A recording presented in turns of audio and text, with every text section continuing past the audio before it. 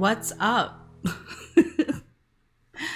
Welcome back to my second episode of Secondhand Therapy. Sorry, I'm really high. You're going to be able to tell. I start to soliloquize. So it makes me kind of better at doing this sort of thing. But today's episode is, and the confidence that came with consuming it is a strain called Horace. And it's really good. It's a sativa dominant hybrid. If you don't know what that means, it's kind of like more energetic, focused, happy, uplifting. So definitely helped today with dealing with my therapy. Last week, or maybe the week before last, I talked about my therapy plan and kind of what that looked like in terms of kind of focusing my entire program of therapy. You know, like if I'm going to go there, I want to make sure that, I'm getting my time's worth at least.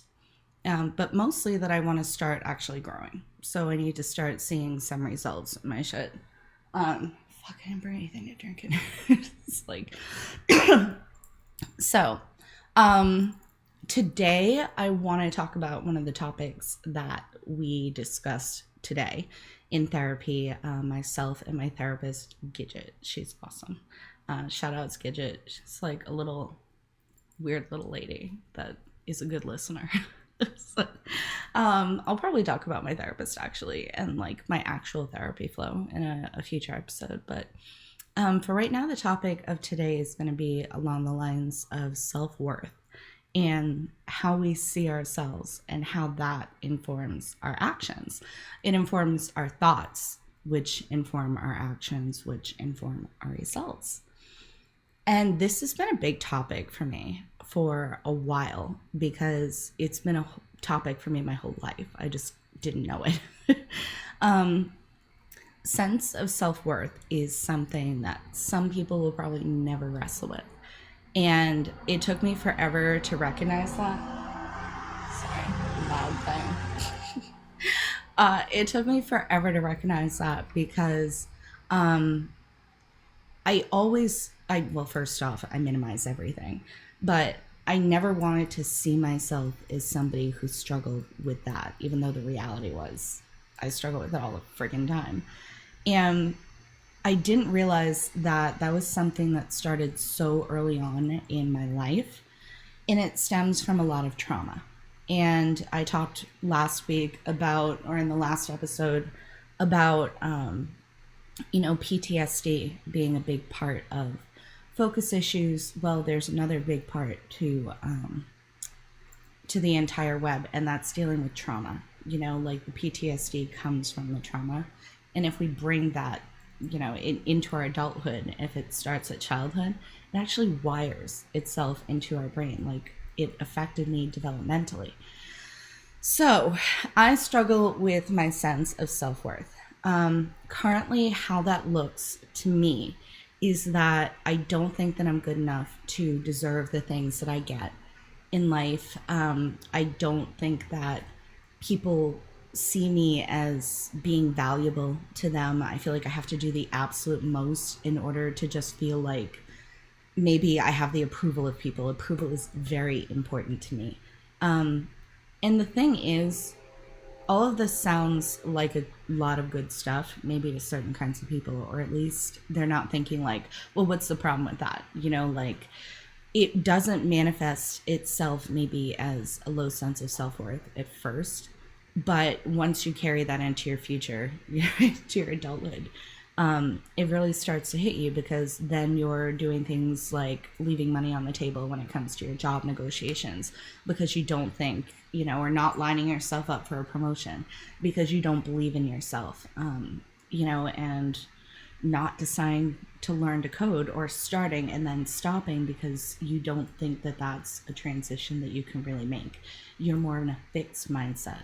People with a sense of low self-worth or a low sense of self-worth tend to have a fixed mindset where they just mentally accept the fact that, or it's not a fact, but they accept the idea that they're born with what they're born with and they can't grow. So if they're like messed up, then they're always going to be messed up. I have graduated out of that fixed mindset in many regards, but not all, to the point where I'm here working on bettering myself so that I can become more self-aware and grow from there. And hopefully good things will come. I've heard that they do as a result of being more self-aware. Also, holy crap, let me close this window. It is really loud. Everyone's getting home from work right now. Oh, the bourgeoisie. What is it? The proletariat.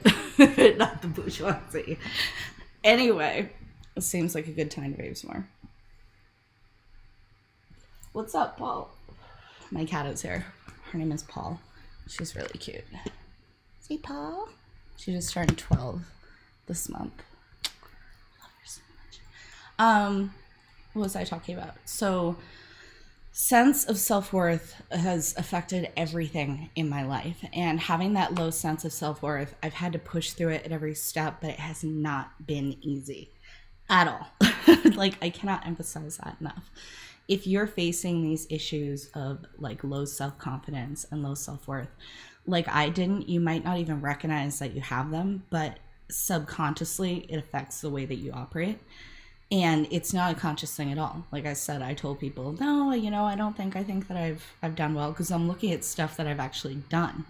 This is more about your feelings. Even if you can get something done, maybe you could be getting more done. Maybe you could be living an entirely different life instead of just churning stuff out to try and help, make people think that you're worthwhile. So one of the big reasons I tend to overcommit myself, like all the time. I have always punched above my weight. I don't really idolize people, but I find people that I want to emulate. Because I see their impact on the world, and maybe there's something about that I think I could really bring out in myself. It's why I started the blog. It's why I started the podcast. I do my free code camp meetup once a month locally. I organize it. My courses, coaching. I mean, shit. I'm all over the place. But if I'm not really giving myself to those, I think I'm going down the right path here. If I'm not really giving myself to all of those components because I'm too spread thin, I'm going to I'm self-sabotaging. That's what I'm looking for. And when I'm self-sabotaging, it's all kind of coming out from underneath me, and I'm sitting here asking why. I don't want to be doing that anymore. And so we're working on this in therapy. Kind of tying it into my work life. And sorry, like half of that was probably super convoluted too, because my brain is like, but we're working in therapy on trying to improve my sense of self-worth and to detach it from my sense of accomplishment, I guess, or from productivity. And another topic, which I think is going to be a topic for another day, is perfectionism. And I always switch the two. Perfectionism, and as a result of that, kind of a symptom of it, procrastination. So all of this is interconnected. Perfectionism, I'll go into perfectionism a little bit, because that probably at the end of the day is the biggest thing that's tied to self-worth for me. When you can't accomplish your goals over and over and over again, it starts to make you think that you can't do this, like you're not, missing the mark, you're not consistent. And this is all a narrative that you start to create in your head. It might not be reality, and that took me forever to wrap my head around too. It feels like reality. We look around ourselves, and it's definitely looking like reality. And for someone to come along and tell us that maybe it isn't can be mind-blowing. But my reality that I've created in my head is that I'm not consistent at all. I don't get anything done. I will wait until the last minute to do something, and they feel like facts, like they're facts, but what they aren't is facts at the same time. Hold up, let me get my head straight. Let me babe some more.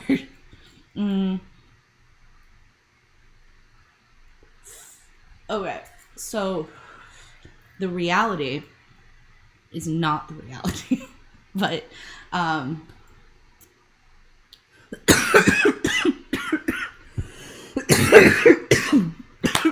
this is a great second episode. That's some spicy weed. Okay. You can tell that this episode is very different from the last one too, because some days I'm just in a different headspace, and so weed will take me someplace different. But now I'm kind of philosophizing as opposed to explaining exactly what I had in front of me on my piece of paper. So this is probably what you're going to be getting more of, on this channel. It's just going to be me sitting here high philosophizing maybe. But since we talked about the sense of self-worth in therapy, this is really important work for anybody to be doing.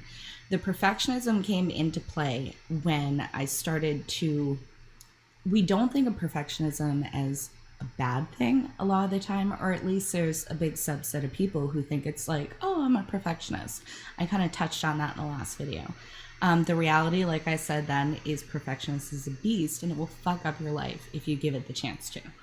And I didn't really contextualize that for myself for a long time, probably until the last couple of years. And even then, it's been a slow progression. I am just now kind of revisiting things that kind of came to me, usually when I'm high and I'm in like a super increased, self-awareness state. And, I recognized that perfectionism was a thing at that point.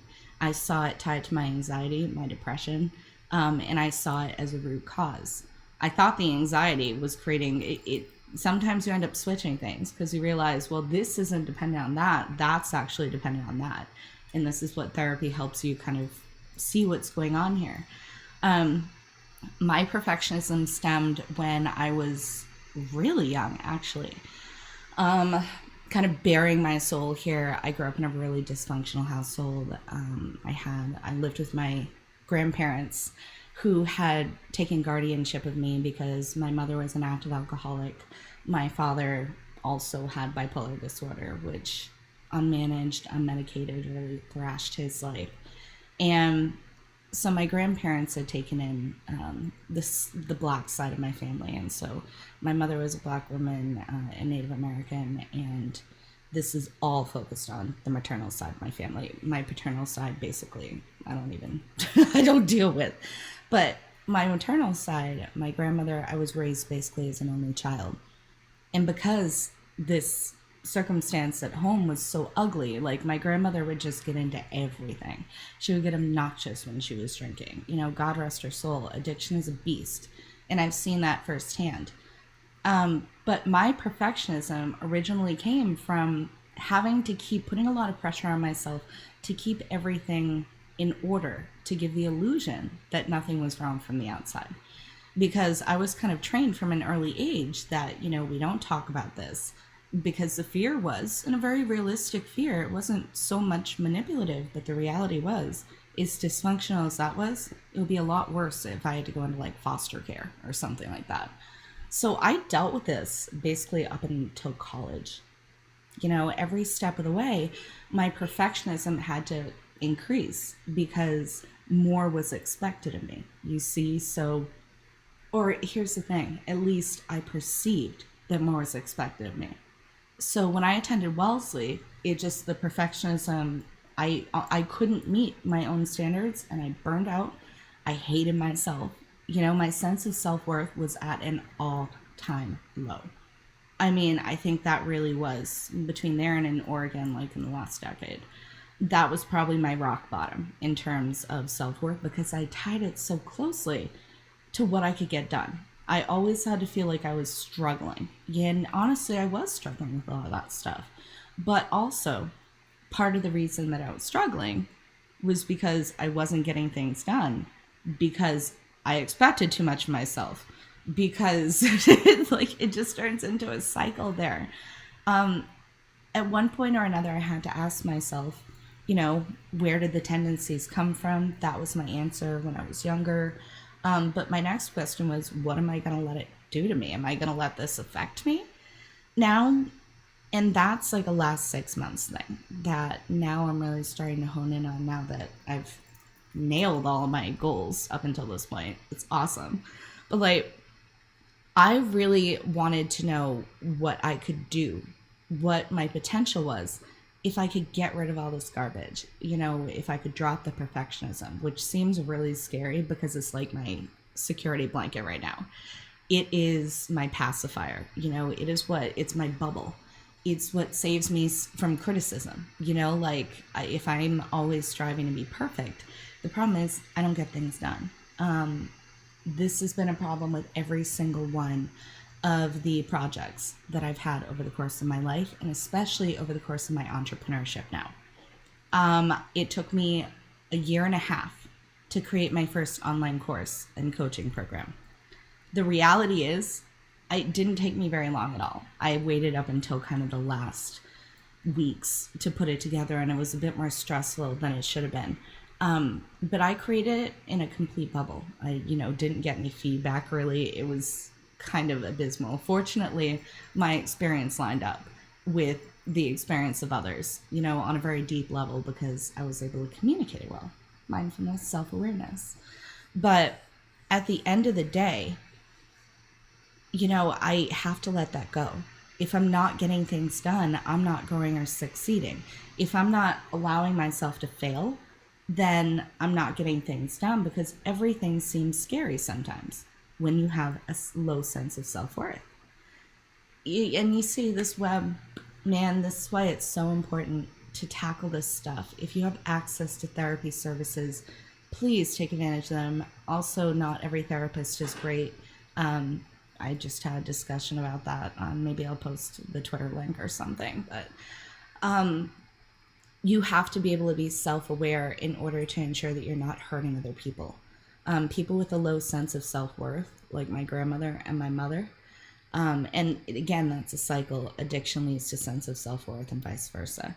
So you're more willing to harm yourself and the people around you if you don't feel good about yourself. And then doing that makes you feel worse. So I see the cycle that my mother and my grandmother were going through, and I wanted to break that very badly, and I still do. That's kind of been my mission. I see my grandmother and my mother and my great-grandmother, especially in Native ancestry, just recognizing my maternal line as being, that'll be a conversation for another day, but they were really traumatized, and they were really low self-esteem, low self-regard, and that hurts me because I was a descendant of that. And every layer of chaos just kind of added more to my life. And so I really become aware of the fact now, and I keep telling myself I'm a fucking badass to be able to get past that. It has not been easy, but I was so determined to break that cycle of self-destruction. That's actually the perfect way to describe it. That cycle of self-destruction was destroying me and my family. So, sense of self-worth, I hope, if not, I don't hope, but I think some of this is probably going to resonate with some folks out there. And if it does resonate with you, please comment. For some reason, YouTube hasn't been letting me know where, when I get comments, but I'll look into that. And I always respond. I really appreciate the people who have commented so far saying, that this is really helpful to them. So I guess parting notes, respect yourself and your struggle. Respect the fact that you have struggled and accept it as early on as possible and turn it into your strength. That is kind of how I'm overcoming my self-worth issues right now. I recognize that I've had some bullshit happen in my life. I recognize that my actions, my thoughts, and then my actions, and then my results have been a direct result of my upbringing and the hard wiring that I created. But all that can be changed with hard work. And I really want to encourage you guys to do the hard work. I started this whole channel around cannabis because a lot of this hard work has been fueled by getting up in the morning. Seriously, has been fueled by cannabis. And for some people, this really is life-changing. I am on some other medications too for bipolar, but so shout outs cannabis, since I didn't really get to talk too much about it last time. But I'm going to be doing some more episodes. I'm thinking that perfectionism might need its own topic.